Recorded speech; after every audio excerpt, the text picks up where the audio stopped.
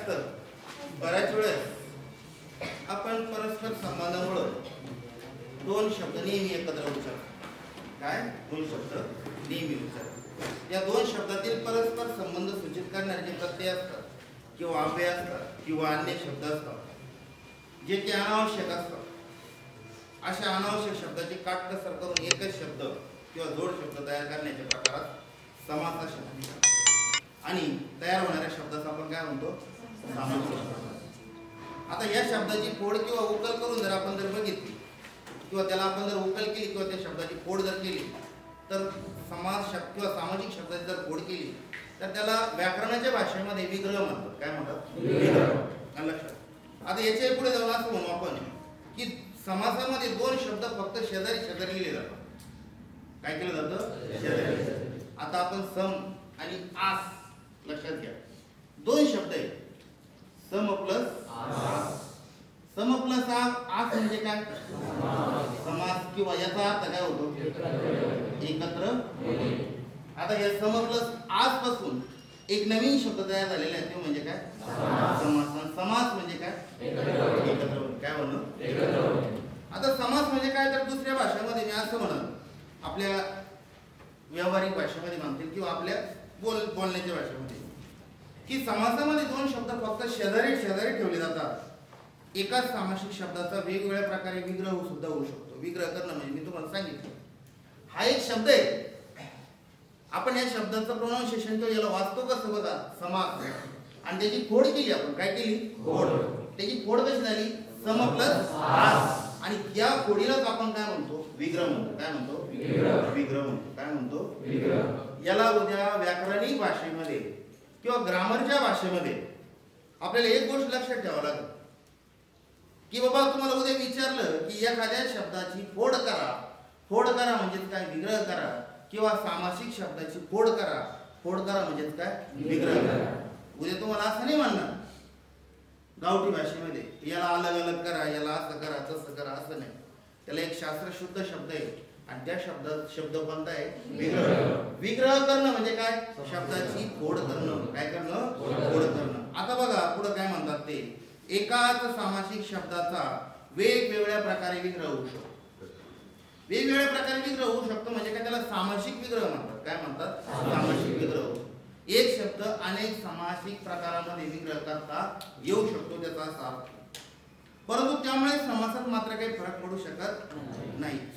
पण त्यामुळे काय होतं? समासात मात्र फरक पडू शकतो. कसा फरक पडू शकतो?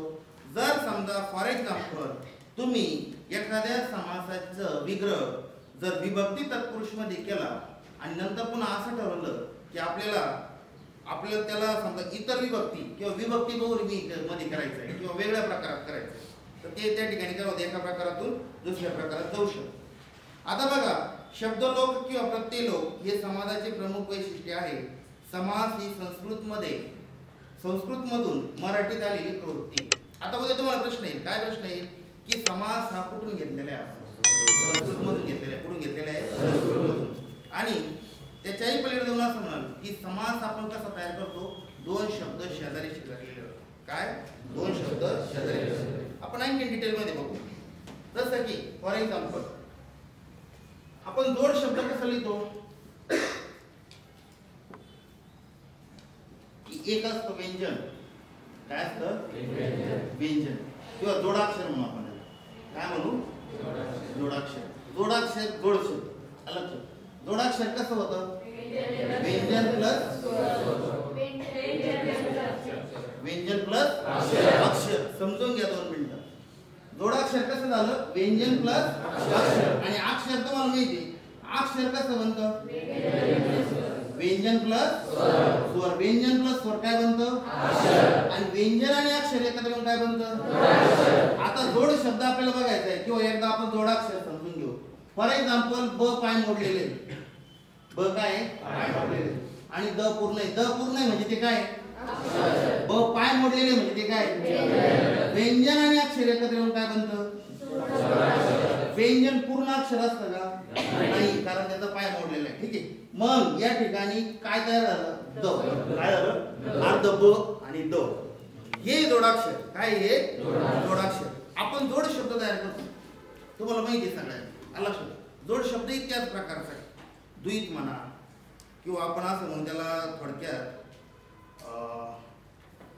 दोन शब्द अर्धे अर्धे त्याला आपण काय म्हणू जोड शब्द. काय म्हणू जोड शब्द. किंवा थोडक्यात असं समजू आपण की फक्त एकदा जोडाक्षर घेऊ किंवा समजून घेऊ.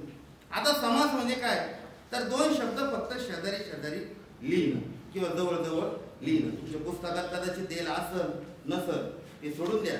परंतु मी तुम्हाला जर समजून सांगतो की बाबा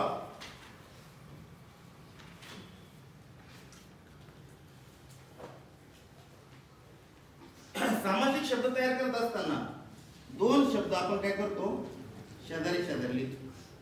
दोन शब्द शेजारी समजून घ्या. आता एक शब्द आहे सत्य. एक शब्द काय सत्य. किंवा आपण थोडक्यात असं म्हणू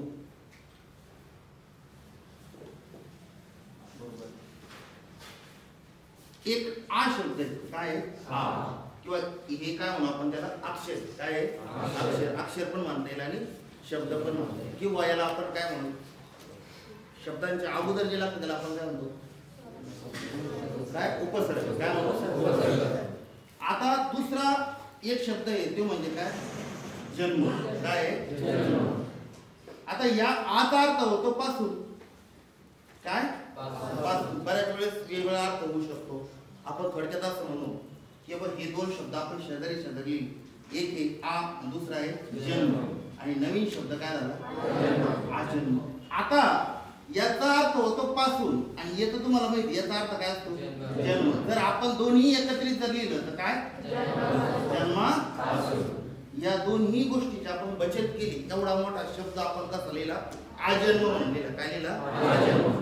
दोन वेगवेगळ्या अर्थाचे शब्द आपण ज्यावेळेस शेजारी शेजारी लिहितो तेव्हा शब्द तयार होतो सामासिक शब्द. कोणता शब्द सामासिक शब्द. लक्षात घ्या. थोडं समजायला अवघड आहे परंतु एवढंही काही अवघड नाही जर तुमचा साहित्याचा अभ्यास असेल किंवा वाचन जर तुमचं अधिक असेल तर. आता त्या ठिकाणी अजून एक व्याख्या अशी करता येईल आपल्याला की दोन किंवा अधिक पदे. दोन किंवा अधिक पदे. आता तुम्हाला पद शब्द अक्षर या सगळ्या गोष्टी मी समजून सांगितलेल्या आहेत.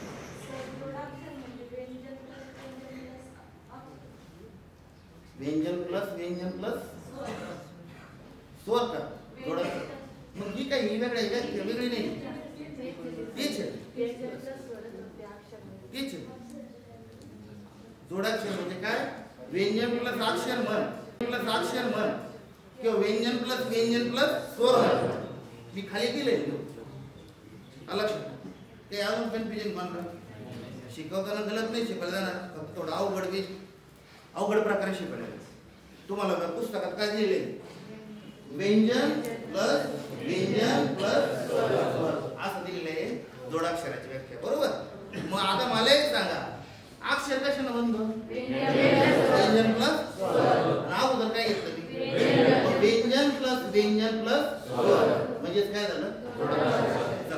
आता आपल्याला बघायचं आहे समासाची व्याख्या. समासाची व्याख्या तुम्ही लिहिली असेल किंवा लिहून आणली असेल बरोबर का नाही. समासाची व्याख्या काय रे लिहिली का तुम्ही नाही लिहून घ्या. ज्यांनी नसेल लिहिली ती लिहा. ज्यांना लिहिली असेल ते राहू द्या. लक्षात.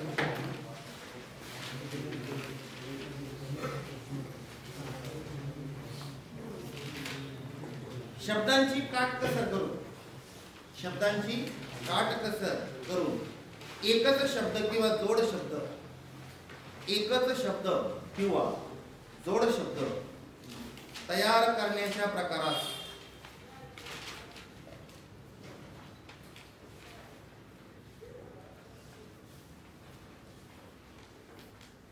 समास असे म्हणतात. तयार करण्याच्या प्रकारास समास असे म्हणतात आणि तयार होणाऱ्या शब्दास सामासिक शब्द असे म्हणतात. आणि तयार होणाऱ्या शब्दास सामासिक शब्द असे म्हणतात.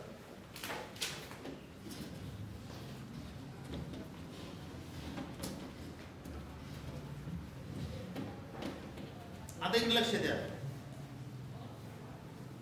काय सांगितलं त्यांनी आपल्याला व्याख्या काय सांगितली तर शब्दांची काटकसर करून एकच शब्द किंवा जोड शब्द तयार करण्याच्या प्रकाराचा आपण काय म्हणतो समास. तयार होणाऱ्या या शब्दाचा आपण काय म्हणतो सामासिक शब्द म्हणतो.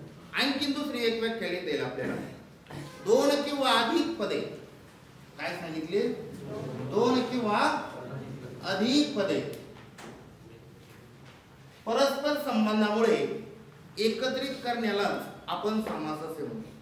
परस्पर संबंधामुळे एकत्रित करण्याला आपण काय म्हणतो समास म्हणतो. जसे दोन किंवा अधिक पद परस्पर संबंध.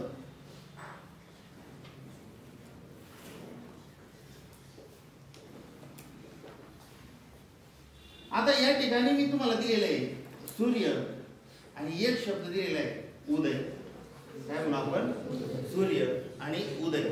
आता किंवा मी असं म्हणून किंवा सूर्याचा उदय झाला.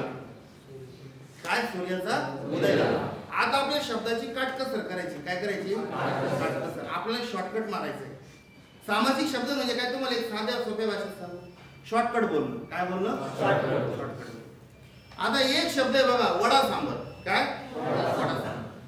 आपण दुकानदाराकडे जर गेलो तर आपण असं थोडी म्हणतो एक वडा घे, थोडं चटणी घे, थोडं सांबर घे, वरून एखादी मिरची दे, कांदा दे, असं म्हणतो का आपण. काय जे प्रकार असतील त्या थाळीमध्ये जे काही प्रकार असतील आपण सगळी काटकसर करून एवढं सगळं लांब लचक बोलण्यापेक्षा एक शॉर्टकट शब्द यूज करतो आणि त्या शॉर्टकट शब्दाला आपण सामासिक शब्द म्हणतो. काय म्हणतो सामासिक शब्द. आता तुम्ही सकाळी उठले लक्षात आणि तुम्हाला बोलायचं काय एक लांब लचक वाक्य बोलायचंय. वाक्य असं बोलायचं की आज सूर्य लवकर उगवला किंवा सूर्य उगवला किंवा सूर्याचा उदय झाला. 3 अक्षराचे 3 शब्दाचं एक वाक्य. पण आपण शॉर्टकट काय सांगतो सूर्याचा उदय. काय म्हणू आपण सूर्याचा उदय. सूर्याचा उदय झाला असं बोलण्याऐवजी आपण काय म्हणतो सूर्य. काय म्हणतो सूर्योदय. लांब लचक बोलण्यापेक्षा शॉर्टकट बोलणं म्हणजे सामासिक शब्द. काय बाजारात गेले तुम्ही. बाजारात एखाद्या माणसाने विचारलं तुम्हाला काय बाबा कुठे गेला होता.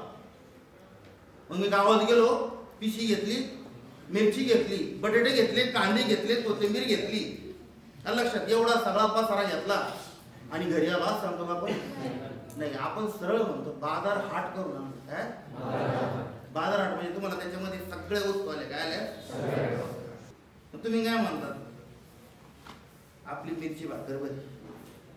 काय चटणी भाकर. काय म्हणू आपण त्याला चटणी भाकर. एक शब्द आहे चटणी, दुसरा शब्द आहे भाकर. दोन परस्पर संबंधामुळे दोन शब्द एकत्र आले. दोन स्वतंत्र शब्द आहे पण आपण शेजारी लिहिले. काय केलं वडा आणि सांबर दोन्ही वेगवेगळे परंतु आपण एकत्रित लिहिले. परस्पर संबंधामुळे एकत्रित लिहिलं. वडा आला म्हणजे सांबर येणारच. आणि सांबर जर आपण उच्चार केला त्याच्याबरोबर काय बाजरीची भाकर नाही खात आपण. साऊथ इंडियन फूड येते बरोबर की नाही. दक्षिण भारतीय खाद्यान्न नाही किंवा आपण त्याला काय म्हणू खाद्य. लक्षात की त्याच्या वडासोबत सांबरच खातो. परस्पर संबंध त्यांचा काय आहे परस्पर संबंध. आता वडापाव नावाचा शब्द आहे.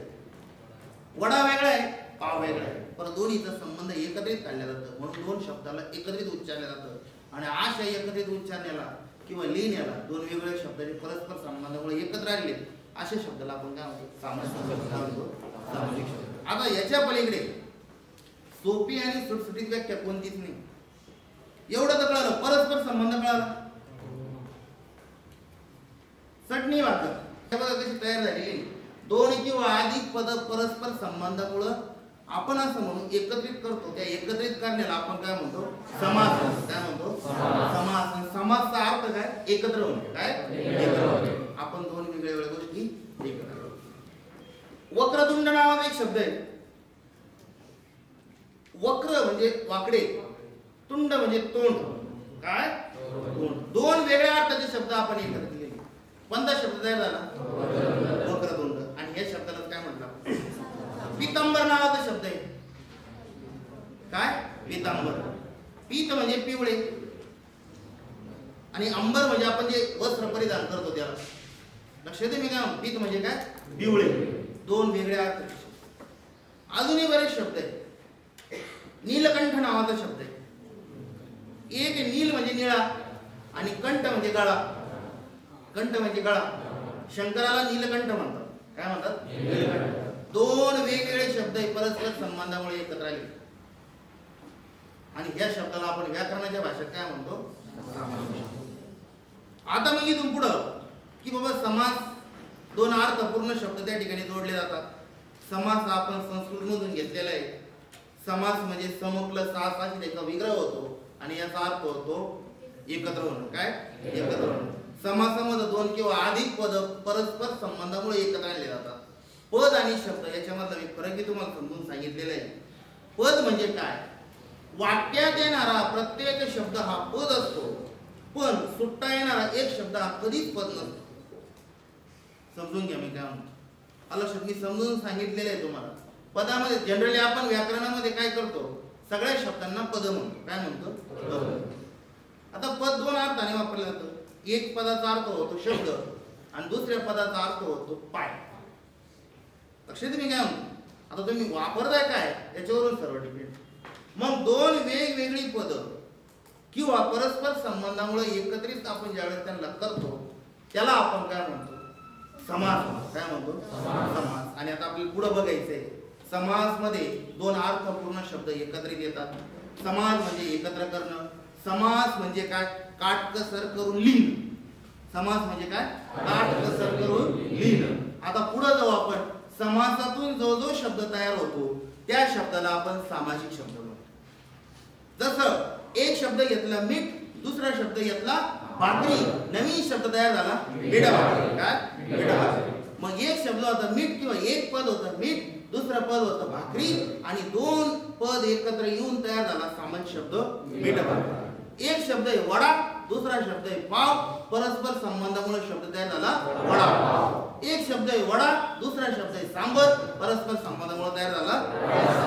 आणि तयार होणारा शब्द जो वरचा आपण तयार केला तो सामासिक शब्द आहे. काय आहे? कुठलाही बाजारात, भाजी भाकरी, चहा पाणी. बरोबर आहे? चहा पाणी माहिती ना की हा वाईट नियमाचा आहे, वाईट शिस्तीचा आहे. आपण शॉर्टकट बोलत असतो. लक्षात घ्या. आणि सामासिक शब्द शिकत असताना प्रकार कोणते, किती प्रकारे याच्याही पेक्षा आपल्याला सामासिक शब्द किती कळाला हे महत्त्वाचं. लक्षात आहे मी काय म्हणतो? सामासिक शब्द कसा तयार होतो कळाला? कसा तयार होतो? की दोन किंवा अधिक पद किंवा शब्द परस्पर संबंधामुळे ज्यावेळेस एकत्रित येतात त्यावेळेस त्या एकत्रित करण्याच्या प्रकारास आपण काय म्हणतो? समास म्हणतो. आणि नवीन शब्द तयार झालेल्या शब्दास आपण काय म्हणतो? सामासिक शब्द. कळलं? आता त्याचे काही 3-4 प्रकार आहेत. आला शकते 4 प्रकाराचे पण आणखी उपप्रकार आहेत. ते आपल्याला बघायचे. दोन किंवा अधिक पद परस्पर संबंधामुळे आपण ज्यावेळेस एकत्रित करतो अशा एकत्रित करण्याला आपण समास म्हणतो. काय म्हणतो? समास. आणि जो नवीन शब्द तयार झाला त्याला आपण काय म्हणतो? त्याबरोबर आपण हे पण बघितलं समास या शब्दाचे विग्रह कसं करतात? सम प्लस आणि समास म्हणजे काय म्हणून? समास म्हणजे भाषेची काटकसर करणे. समास म्हणजे काय? उदाहरण सांगितले सकाळी. त्याच्यासोबत आपण समास कुठून घेतलेला आहे? कुठून घेतला? आता समास जर बघितले तर समासाचे 4 प्रकार पडतात. किती पडतात? 4 प्रकार पडतात. पहिला जो प्रकार आहे तो अव्ययी भाव. कोणता? अव्ययी भाव. दुसरा प्रकार तत्पुरुष. काय? तत्पुरुष. तिसरा द्वंद्व. काय? द्वंद्व. चौथा प्रकार बहुर्वी. काय? बहुर्वी. आता टोटल समासाचे प्रकार किती? 4. आता याचे पण उपप्रकार पडतात. परंतु आपल्याला ढोबळमानाने जर कधी विचारलं की समासाचे प्रकार किती तर किती प्रकार आहेत? 4 प्रकार आहेत. पहिला प्रकार कोणता? दुसरा, तिसरा, चौथा बहुर्वी. ठीक आहे. आता याचे उपप्रकार आपल्याला बघायचे. परंतु आता सगळ्यात पहिले आपल्याला एक ढोबळमानाने अव्ययभाव समास काय असतो, तत्पुरुष समास काय असतो, किंवा द्वंद्व समास काय असतो, बहुव्रीही समास काय असतो, हे शिकणं लय महत्वाचं आहे. मी तुम्हाला समासाची व्याख्या सांगतानाच सांगितलं की एक किंवा दोन पद परस्पर संबंधामुळे एकत्रित जर केले किंवा शेजारी शेजारी जर लिहिले आपण, तर त्याला आपण काय म्हणतो, समास. दोन पद काय सांगितलं, दोन पद किंवा दोन शब्द, काय दोन शब्द. आता या दोन शब्दांना किंवा दोन पदांना किती महत्व द्यायचं, त्या महत्वानुसार समासाचे प्रकार पडतात. आपण जर म्हटलं की पहिल्या पदाला या ठिकाणी जास्त महत्व आहे किंवा प्रथम पद प्रधान आहे, मग त्यावेळेस आपण काय म्हणतो, अव्ययभाव. कोणता, अव्ययभाव. लक्षात घ्या, पहिल्या शब्दाला ज्याच्यात महत्व आहे त्या प्रकाराला आपण काय म्हणतो, अव्ययभाव.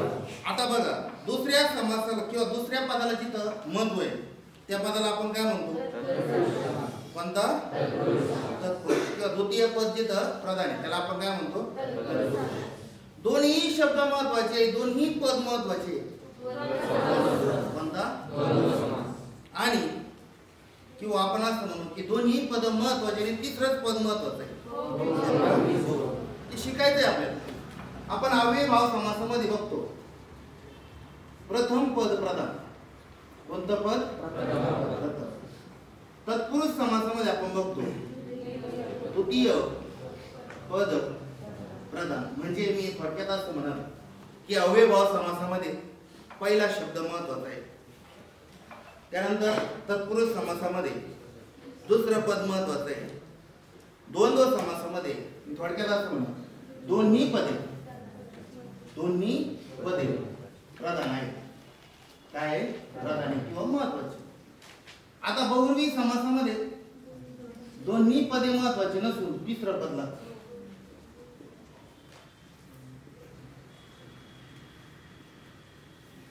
किंवा नाही म्हणा, दोन्ही पदे महत्वाचे आहे का, लक्षात. आता इकडे लक्ष द्या, प्रथम पद. आता फॉर एक्झाम्पल मी जर म्हटलं की बाबा एक शब्द आहे आ आणि दुसरा शब्द आहे जन्म, काय जन्म. नवीन शब्द काय तयार झाला, आजन्म. आजन्म या सामासिक शब्दामध्ये आ महत्वाचा आहे. काय महत्वाचं आहे, म्हणजे पहिलं पद प्रधान. कोणतं पद प्रधान आहे. जर आपण दुसरं उदाहरण बघितलं तत्पुरुष समासामध्ये, तर दुसरा शब्द किंवा दुसरं पद प्रधान असतं. आपण द्वंद्व समासात गेलो तर दोन्ही महत्वाचं आहे. द्वंद्व याचा अर्थ युद्ध होतो. काय होतो, युद्ध. समजून घ्या. आणि युद्ध चालू असताना दोन्ही जे युद्ध करणारे लढवय्ये असतात ते दोन्ही महत्वाचे असतात. तसंच त्याच पद्धतीने द्वंद्व समासात जर आपण उदाहरण जर घेतलं, दोन्ही पद आपल्याला काय प्रधान. अव्ययभाव समासामध्ये पहिलं, तत्पुरुष मध्ये दुसरं, आणि बहुव्रीही मध्ये दोन्ही नाही, त्याच्यातून तिसरा दात नाही. काय तिसरा. आता मी जर असं म्हटलं की वक्र आहे ज्याचे तोंड त्याला आपण काय म्हणतो, किंवा गणपती म्हणून. काय म्हणू, किंवा गजानन कशाला म्हणतात, गजाचे आहे आनंद ज्याला त्याला आपण काय म्हणतो, गणपती. काय म्हणतो, गणपती किंवा गणेश म्हणतो. आता गजानन हा शब्द महत्वाचा नसून आपल्याला गणपती हा महत्वाचा आहे.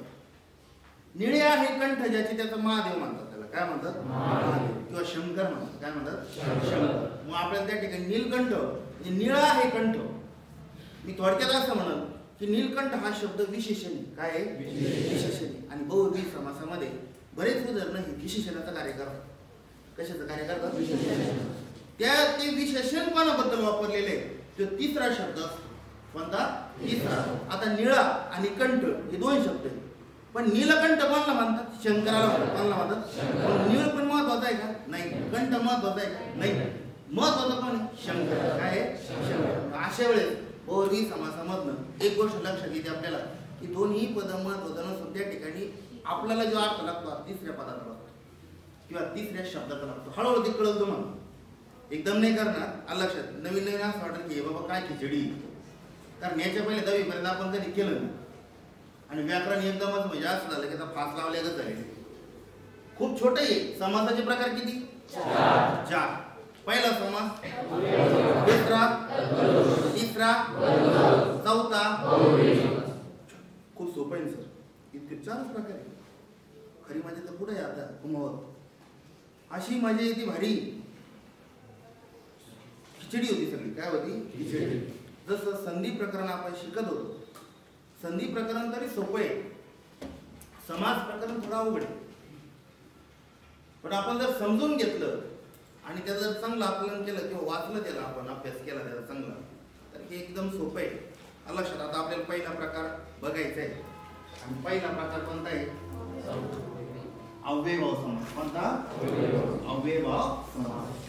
आणि अव्ययभाव समासामध्ये मी तुम्हाला पहिलं सांगितलं की कोणतं पद प्रधान आहे? पहिलं पद. कोणतं पद?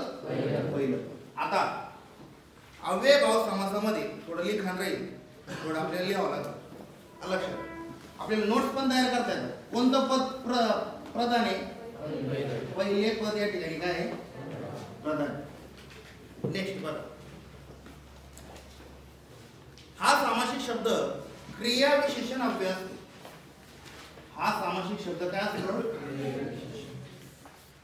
हा सामासिक शब्द क्रिया विशेषण अव्यय असतो. हा सामासिक शब्द काय असतो?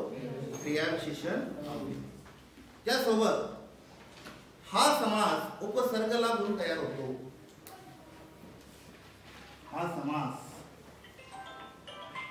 उपसर्ग लागून तयार होतो. ठीक आहे.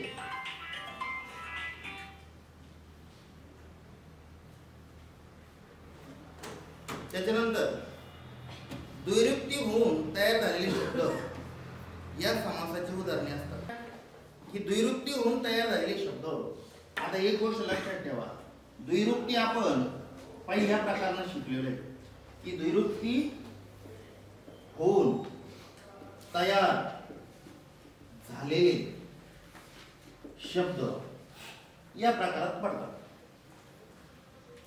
या समासाची उदाहरणे आहेत. पहिले पद उपसर्ग असतं. पहिले पद कोणते असते? उपसर्ग. पण वरती लिहू वाटलं तर पहिले पद काय असतं?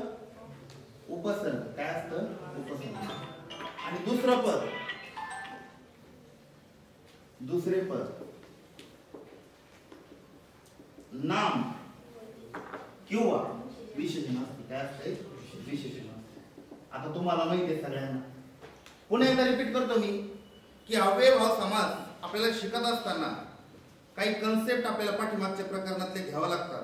किंवा थोडक्यात मी असं म्हणत की आपण पाठीमागे जे शिकलो ते आपल्याला पुन्हा अभ्यासावं लागतं. की अव्ययभाव समासाचं रचना कशी असते बघा. तर याचं पहिलं पद काय असतं? उपसर्ग. दुसरं पद काय असतं? नाम किंवा विशेषण. पहिलं पद काय असतं? प्रधान. हा सामासिक शब्द कशाचं कार्य करतो?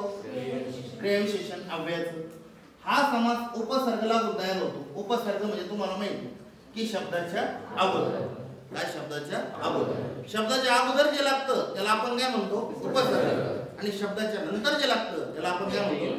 प्रत्यय म्हणतो. ठीक आहे. मग या ठिकाणी एक गोष्ट लक्षात ठेवायला पाहिजे की हा समास उपसर्ग लागून तयार होतो. दुसरी गोष्ट अशी की द्विरुक्ती होऊन तयार झालेले शब्द या समासाचे उदाहरण असतात. द्विरुक्ती म्हणजे काय? जसं घरोघर नावाचा एक शब्द आहे किंवा घरोघरी. काय? घरोघरी. एकच शब्द पुन्हा येईल, तोच शब्द पुन्हा येईल, याला म्हणतात द्विरुक्त. काय? द्विरुक्त. उक्त म्हणजे बोलणं. उक्त म्हणजे काय? बोलणं. द्विर म्हणजे दोनदा. दोनदा एकच शब्द बोलणं त्याला म्हणतात द्विरुक्त. आणि द्विरुक्ती झालेले शब्द असतात ती कशाची उदाहरणं असतात? अव्ययभाव.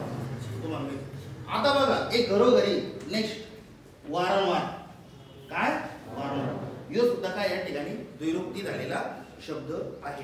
पानोपानी, दिवसेंदिवस, गल्लोगल्ली, क्षणोक्षणी, हे सगळे शब्द कोणते आहेत? द्विरुक्त झालेले शब्द आहेत. आणि हे द्विरुक्त झालेले शब्द हे कशाचे उदाहरण आहे? अव्ययभाव समासाचे. आता पुढे बघा. आता हे शब्द बहुधा स्थळ, काळ, रीतिवाचक असतात. हे शब्द काय दाखवतात? स्थळ, काळ किंवा हे शब्द काय असतात? रीतिवाचक असतात. काय असतात? रीतिवाचक. हे खूप महत्वाचं आहे. आणि याच्यावरूनच कदाचित आपण असं म्हणू की याचे प्रकार पण पडतात किंवा आपण थोडक्यात असं म्हणू की क्रियाविशेषणाचं कार्य करतं क्रियाविशेषणाचे आपण प्रकार बघितलेले कोणते? स्थळदर्शक, काळदर्शक आणि विधिदर्शक. मग साहजिकच सांगितलंय का की बाबा या ठिकाणी अव्ययभाव समास कशाचं काम करतो? क्रियाविशेषण. आणि क्रियाविशेषण आपल्याला माहिती आहे, क्रियापदाबद्दल विशेष माहिती सांगणारा शब्द काय असतो? क्रियाविशेषण असतो. काय असतो? क्रियाविशेषण. लक्षात घ्या मी काय म्हणतो. आणि हे सगळे शब्द अव्ययभाव शब्द किंवा अव्ययभाव समासाचे शब्द जेवढे असतात ही सगळी जवळपास क्रियाविशेषणाचे कार्य करतात. लक्षात. मी जर एक उदाहरण दिलं किंवा मारुती राया आजन्म चिरंजीव होते. काय? मारुती राया आजन्म चिरंजीवी होते.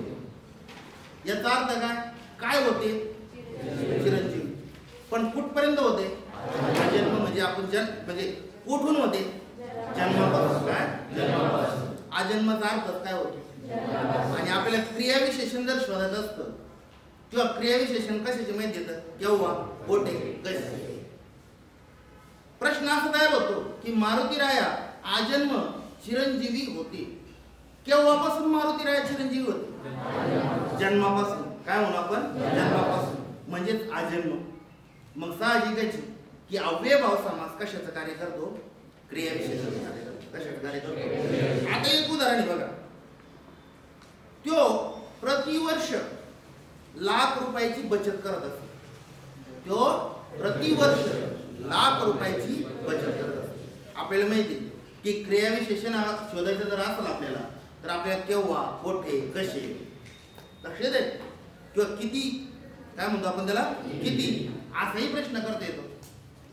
की 1,00,000ची बचत तो केव्हा करत असे? प्रतिवर्ष करत असे. केव्हा करत असे? प्रतिवर्ष. मग या ठिकाणी एक संकल्पना आपली क्लिअर होते. या ठिकाणी चव्हाण पाटील ही संकल्पना अशी आहे की अव्ययभाव समास क्रियाविशेषणाचा सुद्धा कार्य करतो. काय करतं? कार्य करतं. आणि अशा अव्ययभाव समासातलं पहिलं पद हे काय असतं? उपसर्ग असतं. काय असतं? उपसर्ग. किंवा आपण असं म्हणू की पहिलं पद या ठिकाणी थोडक्यात असं म्हणता येईल की अव्यय असतं. काय असतं? अव्यय. किंवा आपण लिहू शकतो उपसर्ग किंवा काय म्हणू आपण त्याला? अव्यय. पहिलं पद काय असतं? अव्यय किंवा उपसर्ग. आता उपसर्ग सांगितले त्यांनी. काय? उपसर्ग. उपसर्ग कोणते कोणते असतात? फारसी, अजून संस्कृत, कोणते? मराठी. काय? मराठी. आता एक गोष्ट लक्षात ठेवा, आपण जेही उपसर्ग किंवा जेही प्रत्यय घेतो ते कुठल्या कुठल्या तरी भाषेतून आपण घेतलेले. काही मराठीतले, काही संस्कृत मधले, काही फारशीतले. लक्षात. हे प्रत्यय आपण घेऊन आपल्या भाषेचा विकास केलेला आहे.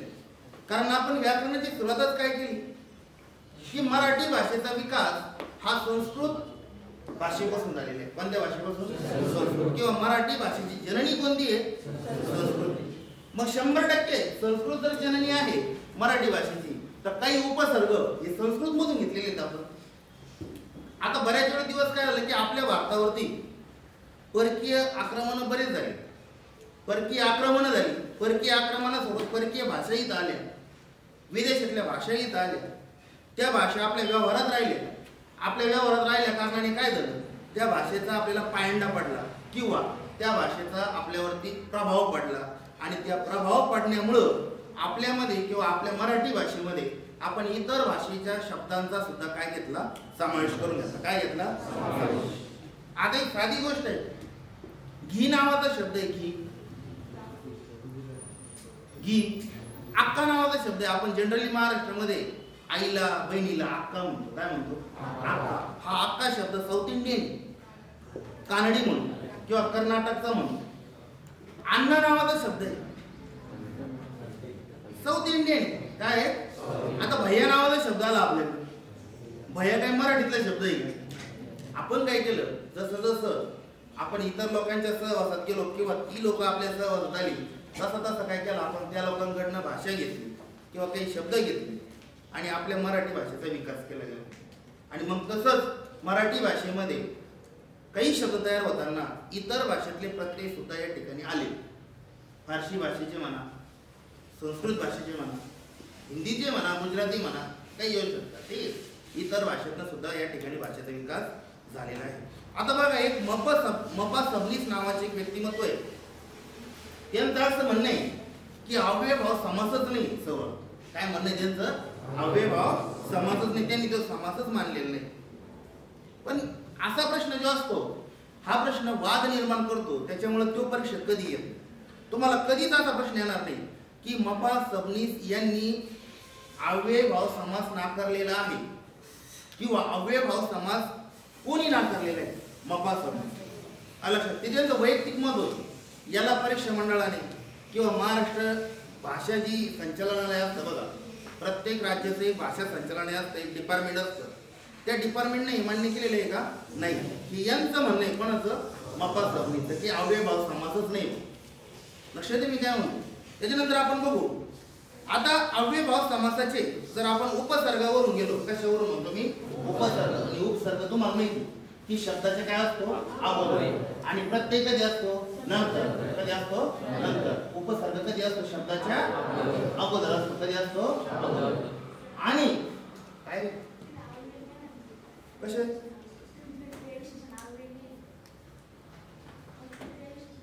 अव्यय नाही आहेत का? आता मी जर असं म्हटलं, काजल आजन्म बालिका राहील,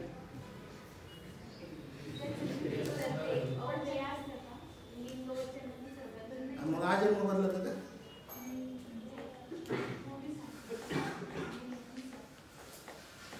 काय सांगितलं त्यांनी? क्रियाविशेषणासारखा. कोण म्हणतो? पुस्तक वाचन. पुस्तक वाचन काय सांगितलं? या सामासिक शब्दाचा वापर क्रियाविशेषणासारखा केला जातो. वापर केला जातो म्हणजे क्रियाविशेषणाची म्हणजे काय? क्रियाविशेषणाची. आजन्म म्हातारा राहिला असं होईल का? चाललं एक आजन्म चिरंजीव राहिला, आजन्म कुवार राहिला. आपल्याला क्रियाविशेषण शोधत असताना आपण 3 प्रश्न करतो. केव्हा, कोठे, कसे किंवा एखादं किती या प्रमाणात पण करतो. लक्षात ठेव. तू कन्फ्यूज झाली, बाकी मी जे शिकवलं ते एकदम व्यवस्थित.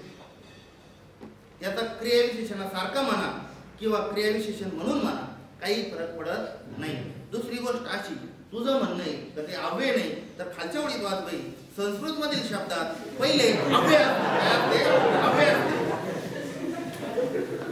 वाचलं?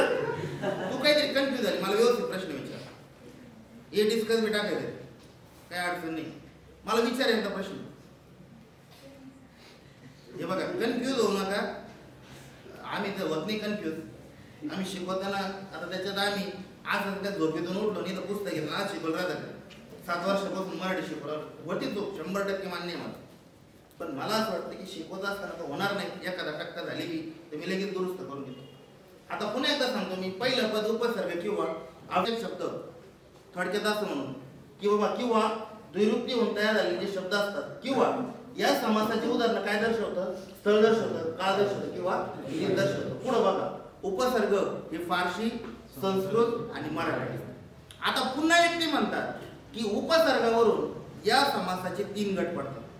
किती गट पडतात? 3 गट. आहे का खाली? अरे आहे का?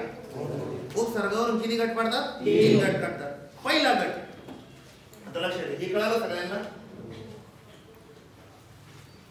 काही प्रश्न असेल तर विचारा, कन्फ्यूज राहू नका.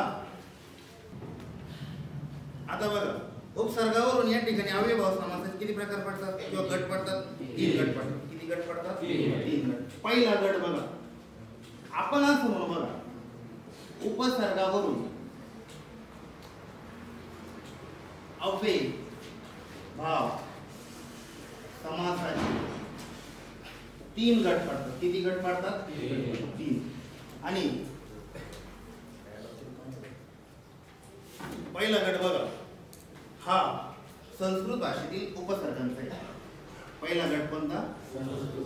संस्कृत उपसर्ग म्हणून आपण काय म्हणू? उपसर्ग. मग ते संस्कृत उपसर्ग कोणते कोणते? बघा, आ, यथा, काय? आ, यथा, प्रति, काय? यावत, काय? वीक,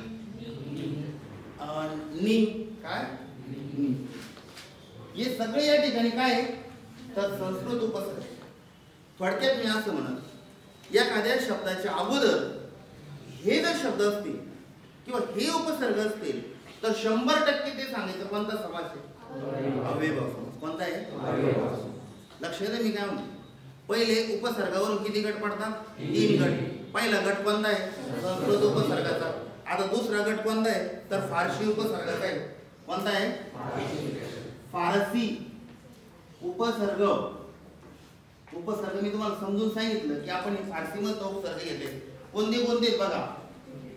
बे दर बेला काय गैर बिन हर बर गैर बिन हर बर. अच्छा ठीक आहे. आणि तिसरा गट कोणता आहे रे मराठी भाषेतील द्विरुक्ती होऊन तयार झालेले शब्द.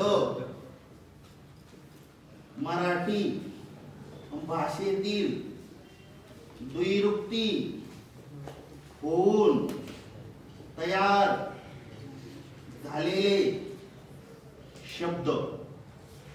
बघा पुन्हा एकदा सांगतो मी की अव्ययभाव समासाचे सुद्धा उपसर्गावरून किती गट पडतात 3 गट. पहिला गट कोणता दुसरा आणि तिसरा कोणता मराठी भाषेतील द्विरुक्ती होऊन तयार झालेले शब्द किंवा मराठी भाषेतील द्विरुक्ती होऊन तयार झालेले शब्द क्रिया विशेषणाप्रमाणे वापरले जातात आणि ही सुद्धा कुठली उदाहरणे अव्ययभाव. कुठली अव्ययभाव. पुन्हा एकदा सांगतो मी संस्कृत उपसर्ग कोणते आ यथा प्रति यावर वि मी आणि हे काय असतात संस्कृत उपसर्ग हे शब्दाच्या अगोदर येतात. पुढे येतात अगोदर. हे ज्या ज्या शब्दाच्या अगोदर तुम्हाला दिसतील किंवा ज्या ज्या शब्दाला दिसतील तुम्हाला चिटकलेले त्या शब्दाला कोणता समास म्हणायचा. दुसरा आहे फारसी उपसर्गाचा ते कोणते बे दर बेला गैर बिन हर बर. लक्ष दे. आणि आता आपल्याला याचे उदाहरण बघायचे. काय बघायचे उदाहरण. सगळ्यात पहिले आपण संस्कृतचे बघू. काय हे संस्कृतचे कोणते प्रकार आहेत सॉरी उपसर्ग आहेत. आ यथा प्रति यावर. मग आता एक गोष्ट तुम्हाला लक्षात घ्या. तुम्हाला परीक्षेमध्ये सामासिक शब्द दिले जाईल. सामासिक शब्द जर तुम्हाला दिला की आजन्म काय आजन्म तुम्हाला त्याचा काय करायचं आहे विग्रह करायचा. काय करायचं आहे. आता एक गोष्ट लक्षात ठेवा. एखाद्या शब्दाच्या अगोदर आ लागलेले काय लागलेले आ म्हणजे मग उपसर्ग कोणता आहे आ आणि कोणत्या गटातला आहे संस्कृत. आणि प्रकार किंवा समासाचा प्रकार कोणता आहे अव्ययभाव. काय अव्ययभाव. आता एक गोष्ट लक्षात ठेवा. आ याचा अर्थ पासून काय होतो पासून. लक्ष दे. मग आजन्म या शब्दाचा विग्रह करताना आपल्याला कसा करावा लागेल जन्मापासून. काय जन्मापासून. लक्ष देते मी काय म्हणतो. किंवा आजन्म या शब्दाचा अर्थ काय जन्मापासून. लक्ष दे. इथं दिलेले जन्म आणि इथं दिलेले आ हे दोन शब्द शेजारी शेजारलेली जेव्हा कोणता शब्द तयार झाला सामासिक शब्द तयार झाला त्यातली त्या या सामासिक शब्दामध्ये पहिला जो शब्द आहे हा संस्कृत उपसर्गामधला आहे. लक्षात किंवा पहिला शब्द हा या ठिकाणी अव्यय काय अव्यय. याचं कारण असं आ कोणत्याही शब्दाला जोडा त्याच्यामध्ये बदल होत नाही किंवा त्या शब्दात बदल होत नाही. आता एक गोष्ट लक्षात ठेवायची. ज्या ज्या शब्दाच्या अगोदर आ दिसेल तो शब्द कोणता आहे संस्कृत उपसर्गाचा किंवा त्याला आपण म्हणू अव्ययभाव समास. कोणता अव्ययभाव समास. ठीक आहे. नेक्स्ट बघा आजन्म नंतर कुठला यथाक्रम. यथा दिलेले का हो यथाक्रम.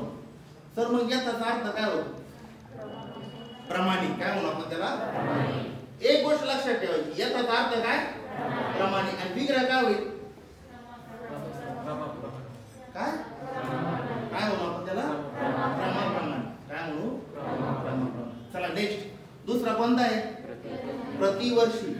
प्रतिवर्षीचा विग्रह काय होईल काय प्रत्येक वर्षाला म्हणा किंवा प्रत्येक वर्षी म्हणा. काय म्हणा प्रत्येक वर्ष. मग प्रतिचा अर्थ काय झाला प्रत्येक. काय झाला प्रत्येक. आता पुढे बघा यावत.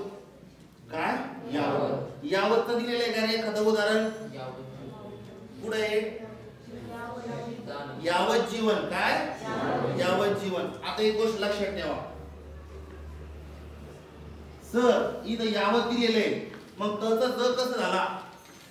संधीमध्ये जा. पुढे जायचं संधीमध्ये. संधीमध्ये तचा नियम बघा. कसाचा नियम बघायचा? तचा. त्यामध्ये तुम्हाला तचं रूपांतर ज मध्ये झालेलं दिसत. लक्षात येते मी काय म्हणतो?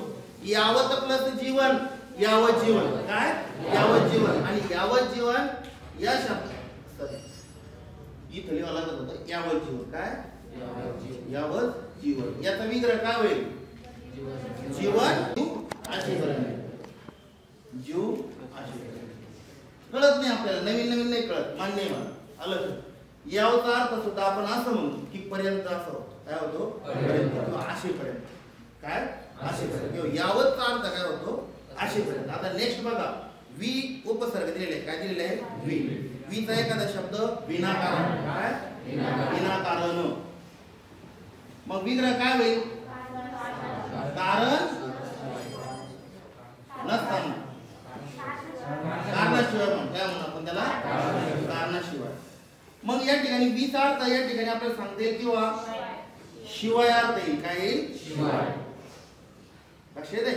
मग आता या ठिकाणी आपण शिकलो आणखी एक नी दिलेला आहे. कोणता दिलेला आहे? नी दिलेला आहे. नीचा शब्द आपल्याला येतो निसंशय. काय येतो? निसंशय. आणि याचा विग्रह काय होईल? त्या ठिकाणी आपण काय संशयाशिवाय. खूप सोपं आहे. लक्षात तुम्हाला ज्या ज्या शब्दाच्या अगोदर हे सगळे उपसर्ग दिसतील ती सर्व शब्द कोणती असतात? अव्ययभाव समासाची. कोणती आहे? अव्ययभाव. आणि जर उपसर्गाचे जर प्रकार विचारला किंवा गट विचारला तर सांगायचं की संस्कृत उपसर्गाचा गट कोणता आहे? संस्कृत. आता एक गोष्ट लक्षात आहे, याला माइंड मॅप तयार करा. याला माइंड मॅप कसा तयार करायचा? की उपसर्गावरून किती प्रकार पडतात? पहिला प्रकार कोणता? संस्कृत उपसर्ग. दुसरा कोणता? फारसी. तिसरा कोणता? मराठी विरुद्ध होऊन तयार झालेले शब्द. लक्षात आहे. अव्ययभाव समास जवळपास संपला. तर याच्यामध्ये अडचण तुम्हाला काही. आणि या ठिकाणी आपण काय शिकायचं की पहिलं पद प्राधान्य. त्याच्यात पहिलं पद अव्यय. आणि हे पहिलं पद जे असणार आहे हे एक तर फारसी मधून आलेले, संस्कृत मधून आलेले किंवा मराठीतून द्विरुक्त होऊन आलेले किंवा मराठी शब्द आहे. काय आहे? मराठी शब्द. तीनच गोष्टी याच्यामध्ये पडतात, याच्या बाहेर काही नाही. लक्षात आहे. बाकीचे राहिले आपण उद्या 2